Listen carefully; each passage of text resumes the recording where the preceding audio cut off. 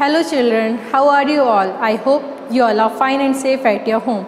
This is our English grammar class. In this class we will study the chapter 4, the articles. Okay बच्चों, articles क्या होते हैं? A, an, the. इन सभी का use आपने पहले भी पढ़ा हुआ कि a and the का यूज़ क्या होता है. ओके, आइए हम सेंटेंसेस रीड करते हैं. You should use an umbrella in the rainy season. He is a singer. It is a table. An igloo is a snow house. A bird can sing. अब बेटा यहाँ पे a, an और da का जो use हो रहा है वही यूज़ हमको सीखना है. ठीक है, अब देखिए, You should use an umbrella. Umbrella के पहले इन्होंने क्या लगाया है? An. He is a singer. Singer के पहले इन्होंने क्या लगाया है? A. और umbrella in the rainy season, और द रेनी सीजन के पहले इन्होंने क्या लगाया है? द. अब आपको कैसे पता चलेगा कि किसके पहले ए लगाना है, किसके पहले एन लगाना है और किसके पहले द लगाना है? तो आइए देखते हैं कि किसके पहले हमें क्या चीज़ यूज़ करना है, कौन सा आर्टिकल किस वर्ड के पहले यूज़ होगा. We use a with the word beginning with a consonant sound. For example, a kite, a house, a newspaper, a sparrow, etc. देखिए, हम ए जो आर्टिकल है वो कब यूज़ करते हैं? जब वर्ड किससे स्टार्ट हो रहा हो? कॉन्सोनेंट साउंड से. कॉन्सोनेंट साउंड से. अब कॉन्सोनेंट्स क्या होते हैं और वॉवल क्या होते हैं? तो वॉवल्स कौन कौन से होते हैं बच्चों? ए, ई, आई, ओ, यू. ये क्या होते हैं? हमारे 5 वॉवल्स होते हैं. कॉन्सोनेंट क्या होते हैं? वॉवल्स के अलावा जितने भी लेटर्स होते हैं वो सब क्या होते हैं बच्चों?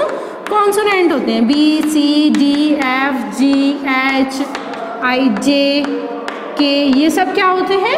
कॉन्सोनेंट्स होते हैं. अब जो जितने भी कॉन्सोनेंट्स होते हैं, जो वर्ड्स इन कॉन्सोनेंट से स्टार्ट होते हैं या कॉन्सोनेंट साउंड आता है, तो उनके आगे क्या लगाते हैं बच्चों?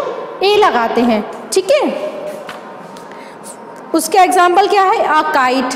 जैसे कि अ काइट, अ हाउस. तो ये क्या हो रहे हैं? ये कॉन्सोनेंट से स्टार्ट हो रहे हैं, तो इनके आगे हम क्या लगाएंगे?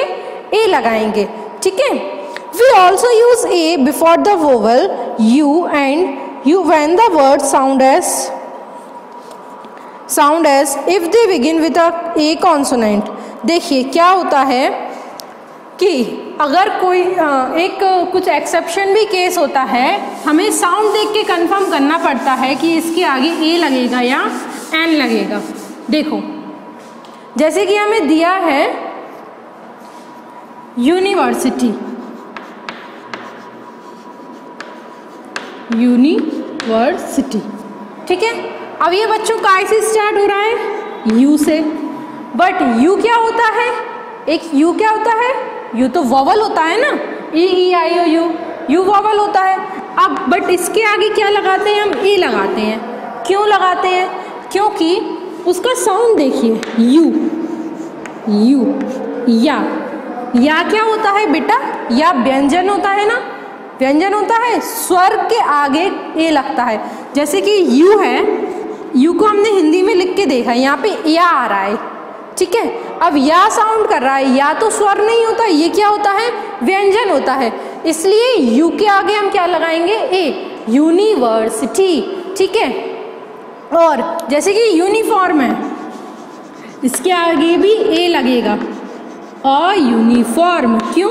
क्योंकि ये यू पढ़ रहे हैं हम, इसको यूनिफॉर्म. यहाँ पे या आ रहा है, यू. तो ये इसलिए या क्या होता है? व्यंजन होता है. इसलिए हम इसके आगे क्या लगाएंगे? ए लगाएंगे. ठीक है. जैसे कि इसमें दिए हैं example, a university, a uniform, a European city. अब यूरोपियन सिटी, यूरोपियन, ई भी बेटा एक वॉवल होता है. ठीक है. बट तो क्या बोल रहे हैं? यूरोपियन. यू आ रहा है, या आ रहा है. या क्या होता है? व्यंजन होता है. इसलिए हम इसके आगे क्या लगाएंगे?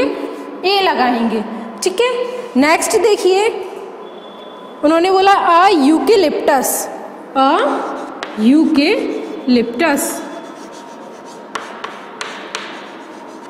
यूकेलिप्टस. यू, या क्या है बेटा?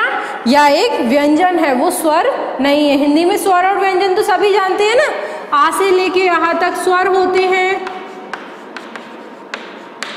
और का से यहाँ तक व्यंजन होते हैं। तो ये स्वर में स्वर का साउंड जिससे निकलता है ना, जिससे स्वर की ध्वनि निकलती है, उसके आगे हम एन लगाते हैं, ठीक है। जिसके आगे से व्यंजन की ध्वनि निकलती है तो उसके आगे हम क्या लगाएंगे, ए लगाएंगे। तो यहाँ यू है, या की ध्वनि निकल रही है तो वो काय में आ रहा है, व्यंजन में आ रहा है, इसलिए हम इसके आगे बच्चों क्या लगाएंगे, ए लगाएंगे। ओके, अब एन का यूज देखिए, हम ए का यूज वन के आगे भी करते हैं, जैसे कि ए का यूज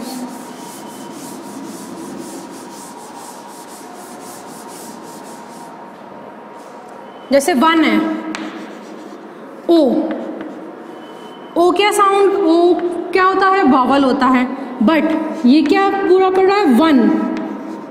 तो वाह क्या हुआ बेटा, वाह व्यंजन है ना, वाह स्वर तो है नहीं है, तो इसके आगे भी हम क्या लगाएंगे, ए 1 रुपी नोट, ठीक है। और वन आइड मैन। तो हमको क्या बच्चों बोल के देखना है, किसी भी वर्ड को बोल के देखेंगे, अगर वहाँ स्वर या व्यंजन स्वर आ रहा है तो एन लगा देंगे, और व्यंजन का साउंड आ रहा है तो हम क्या लगाएंगे, ए लगाएंगे। और वन आइड मैन। ओके, अब एन का यूज देखिए, we use an before the word beginning with a vowel sound. वो वर्ड जो वॉवल साउंड से स्टार्ट होते हैं उनको क्या कहते हैं, उनके आगे हम क्या लगाते हैं, एन लगाते हैं। For example an elephant, an actor, an ice cream, an ox, an umbrella. अब देखिए बच्चों, अम्ब्रेला है, अम्ब्रेला, अब ये भी यू से स्टार्ट हो रहा है, तो क्या इसके आगे हम ए लगा देंगे, नहीं लगाएंगे, क्यों, अम्ब्रेला, आ रहा है, आ तो वॉवल साउंड होता है ना, स्वर का साउंड है आ, तो इसलिए इसके आगे हम क्या लगाएंगे बच्चों, एन लगाएंगे, ठीक है। जैसे कि अब एन ऑक्स, इसके आगे क्यों एन लगाया और इसके आगे क्यों ए लगाया था, क्योंकि इसको हम जब पढ़ रहे थे तो यहाँ वन लिखा था, वाह, ठीक है। तो वाह क्या हो रहा है, व्यंजन है। अब यहाँ पे ऑक्स आ रहा है, ऑक्स, तो ये ऑक्स, तो यहाँ पे क्या है बेटा, आ या औ आ रहा है, जो भी आ रहा है तो वो स्वर है, इसलिए हम यहाँ पे क्या लगा रहे हैं बच्चों, एन लगा रहे हैं, या वॉवल साउंड आ रहा है, ठीक है। और एग्जाम्पल देखिए, जैसे कि एन एलिफेंट,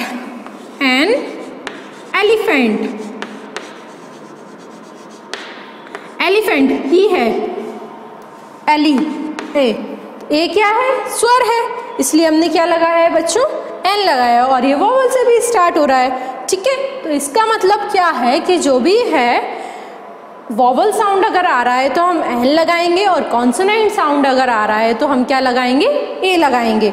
कोई भी कंफ्यूज मत होइएगा, और जिसको भी अगर प्रॉब्लम है तो आप मुझसे पूछ लेना। ओके, अब इसमें भी बेटा एक्सेप्शन है।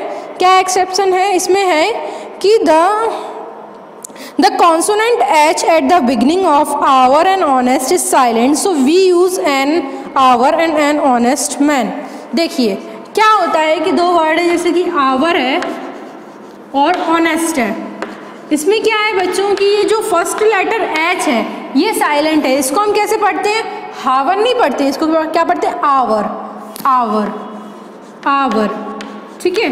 इसको कैसे पढ़ेंगे, ऑनेस्ट, ऑनेस्ट, ऑनेस्ट, तो ओ वॉवल साउंड आ रहा है, आवर वॉवल साउंड आ रहा है, भले ही ये कॉन्सोनेंट लेटर से स्टार्ट हो रहे हैं लेकिन इनके आगे क्या लगेगा, एन लगेगा, बिकॉज जब हम इनको पढ़ रहे हैं तो यहाँ पे कौन सा साउंड आ रहा है बच्चों, वॉवल साउंड आ रहा है, जैसे कि एन आवर, एन ऑनेस्ट, क्योंकि इसमें एच जो है वो साइलेंट है, इसलिए इनके आगे क्या लगेंगे, एन लगेंगे, ठीक है।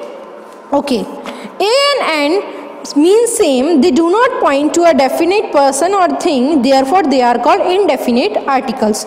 a और n क्या होते हैं, बिल्कुल उनका मीनिंग सेम होता है और वो किसी डेफिनेट पर्सन को रिप्रेजेंट या किसी भी डेफिनेट थिंग्स को रिप्रेजेंट नहीं करते हैं, इसलिए इनको इनडेफिनेट आर्टिकल्स बोला जाता है।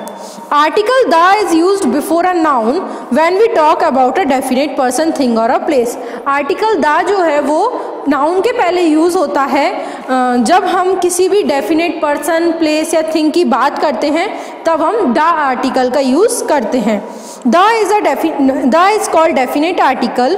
The is used before name of ocean, river, nation, mountain range, historical buildings,